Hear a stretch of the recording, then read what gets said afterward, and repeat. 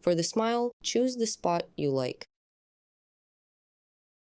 Insert the needle through one corner of the mouth and out the other corner. Tie the yarn tails twice.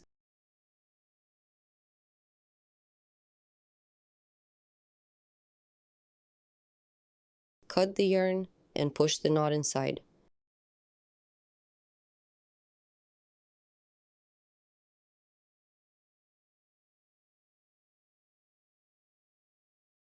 Adjust the smile until it looks the way you want. Now add the black crease on each claw. Insert the needle through the claw and pull the black yarn through, leaving 2 yarn tails. Tie the yarn snugly over the top of the claw to form the crease where the claw opens.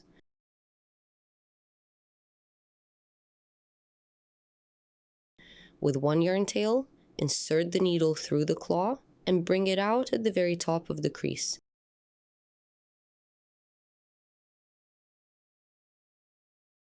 Stitch over the existing yarn strand and go back into the same stitch you just came out of to lock it in place.